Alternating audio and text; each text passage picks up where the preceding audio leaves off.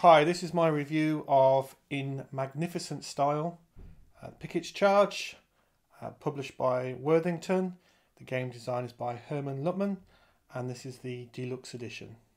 So if we have a look at the back of the box, this game is about the Confederate charge on the Union at Gettysburg, often referred to as Pickett's Charge, although it's not.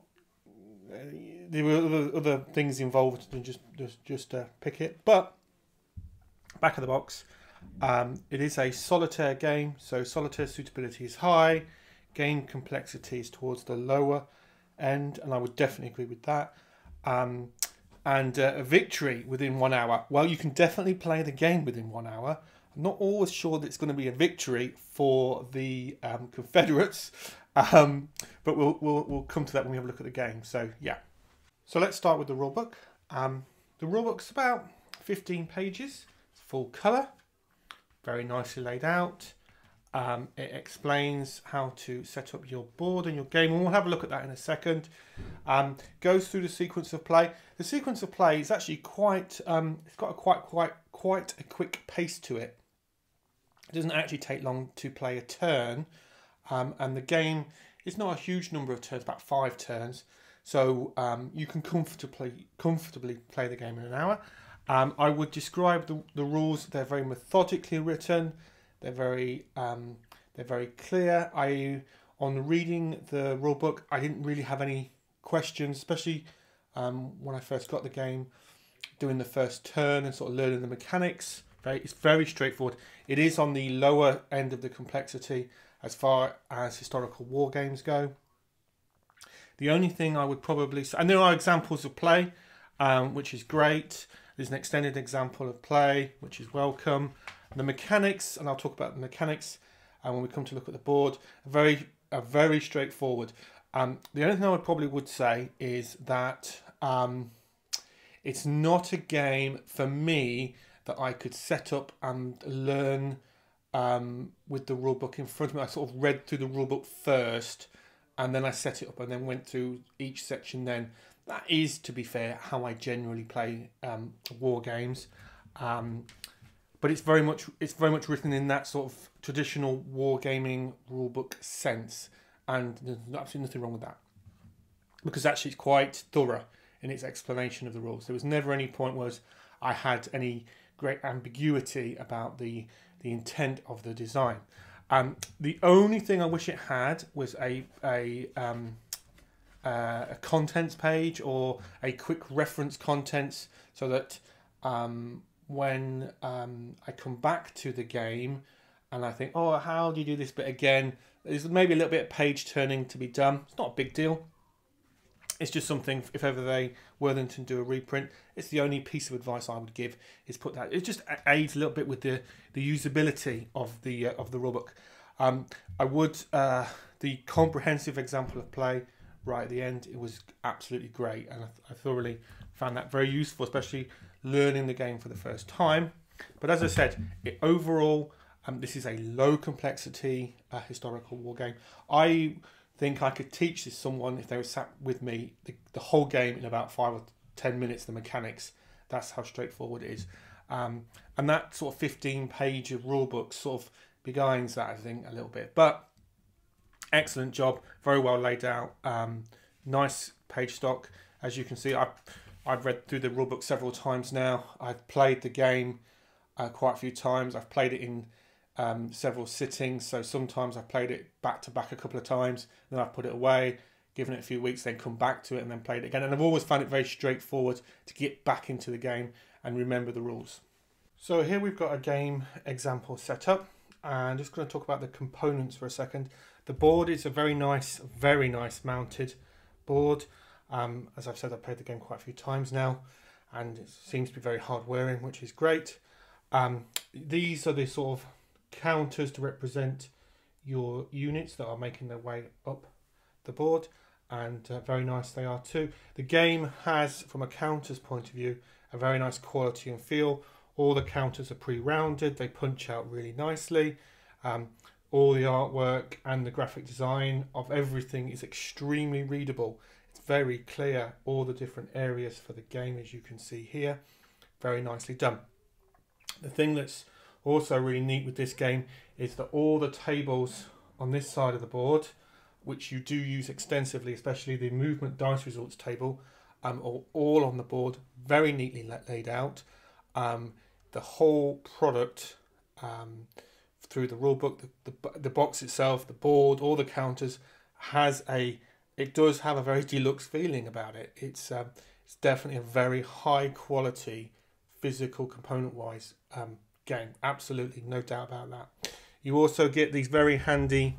They're actually, you punch them out. They're actually on the counter sheets, almost like player aids, which on one side has all the details about the bayonet melee combat, and on the other side you've got the victory points as well. Very nice they are too. You also get a deck of cards, and they're super interesting. And again, the cards are very nice. They are. What's interesting about them from a mechanics point of view is that depending on what you're asked to do, you either read out and use the union, which is the bottom darker blue, or the top, depending on whether you're asked to use the Union or the Confederate side of the card. So you don't have two decks, it's just one deck of cards. Each card has information for the Union or the Confederates as well, which is great. And they're very nice as well. So in terms of component quality, this definitely is, I would class this as very high. This is probably in the, I would say, of all the war games I've bought in recent time, it's well up there. It's a very, very high quality game.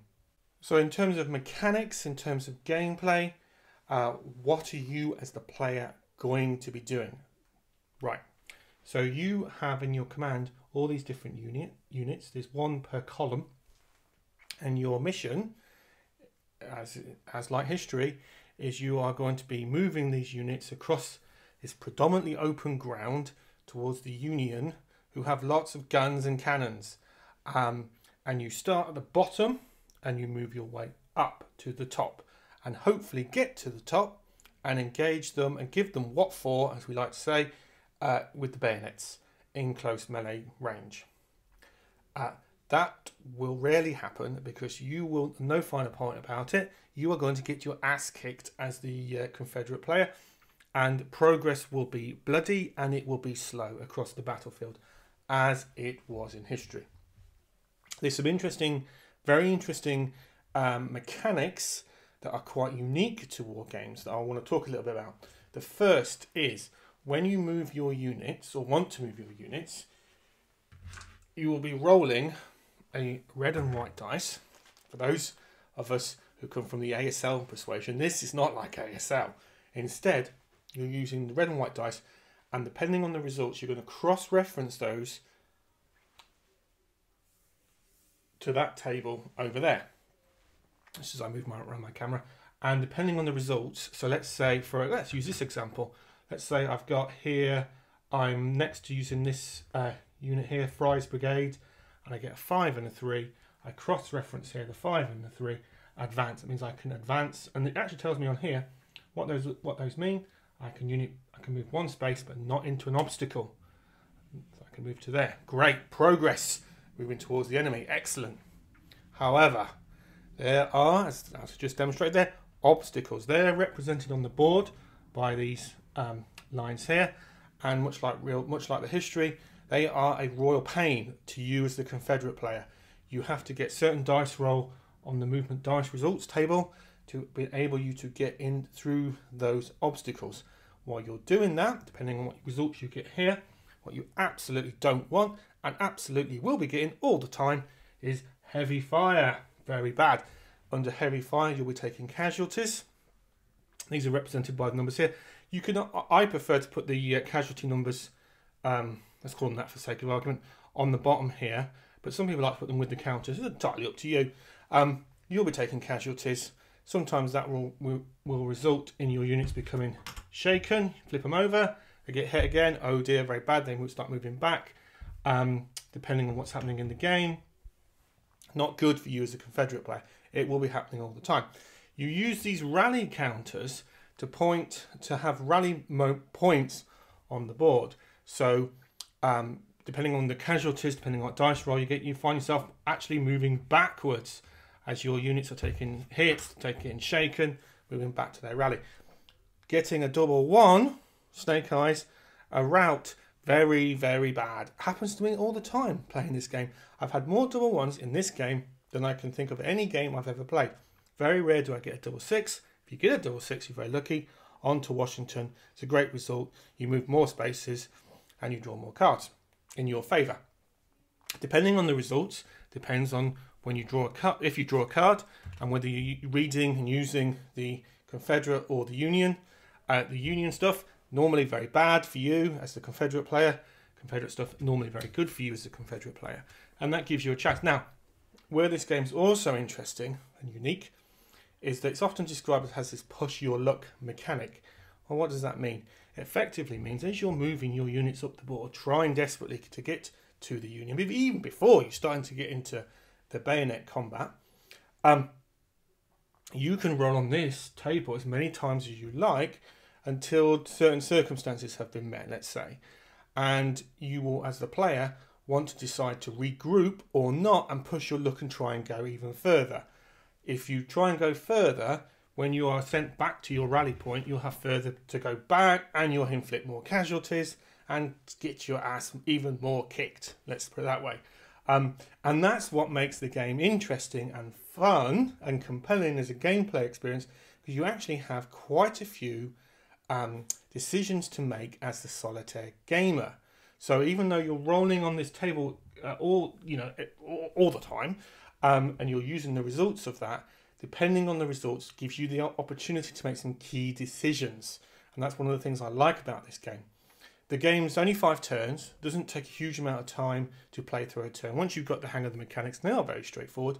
Pretty much every single thing you need is on the board.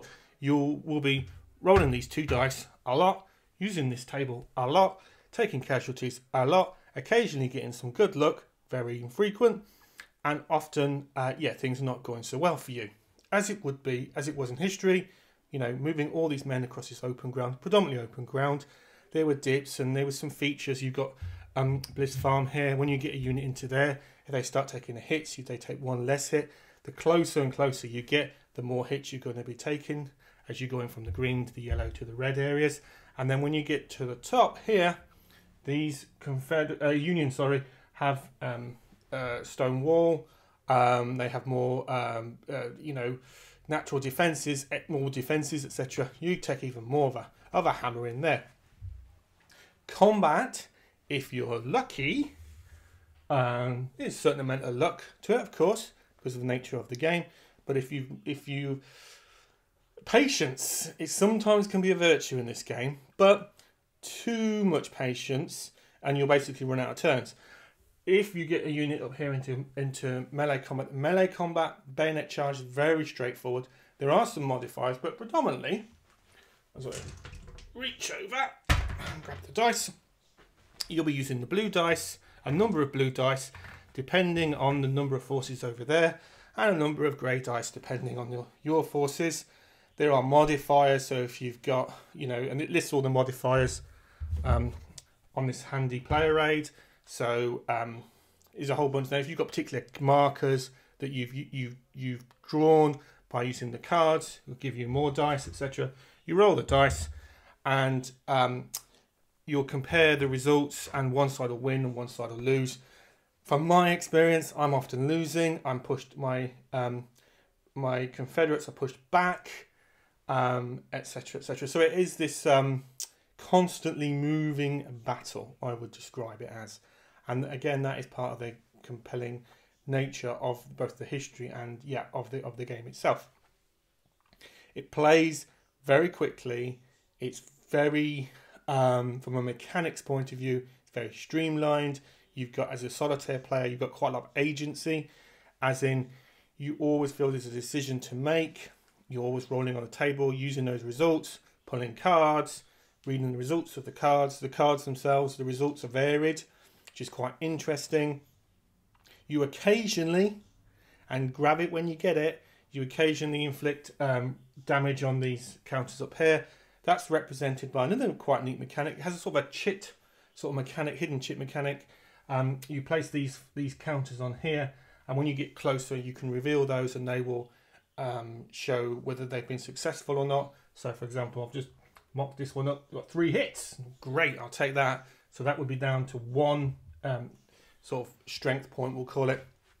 Great. So I know that side's a little bit weaker. So when I pull certain cards, and I can give my counters extra tokens to make them a bit tougher or whatever, I'm going to be, you know, edge my bets to see if this unit here from Fry can get up to the top of the board. And it has that sort of nice pace to it.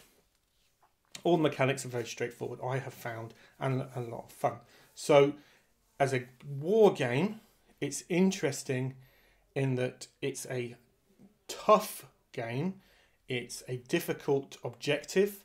Everything is stacked against you. Like I said, you will be bearing the brunt of the Union guns and cannon, and you'll be taking casualties. You'll be pushed back. You will make some ground. It will feel hard won, the ground you take, which is good from a wargaming point of view. It's very historically thematic in that perspective.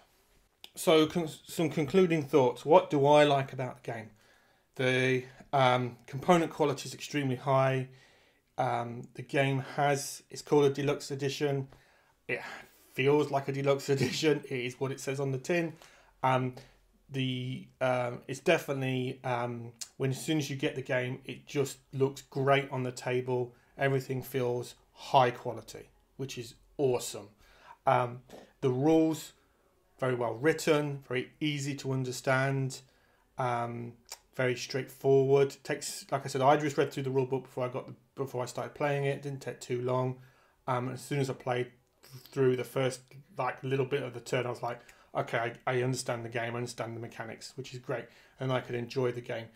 I found I didn't hardly have to refer to the rule book. It's a game that doesn't take long to play, so that's great. If you've got a busy lifestyle, you want something that you can play comfortably several times in an evening, or you just want something that you can play in 45, 50 minutes, an hour, then this absolutely hits the spot.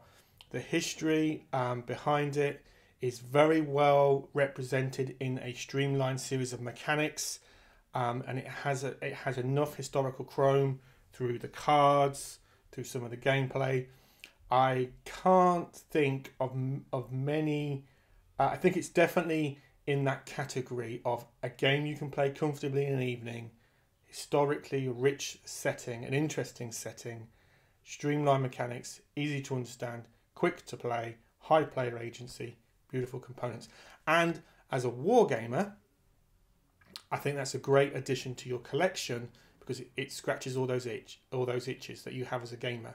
Like I said, you can get it out, you can set it up, you'll remember the mechanics quite straightforward, and you can have a fun, engaging, tough, and it is a difficult game. I will be honest with you, how many times have I actually kicked the Union's ass?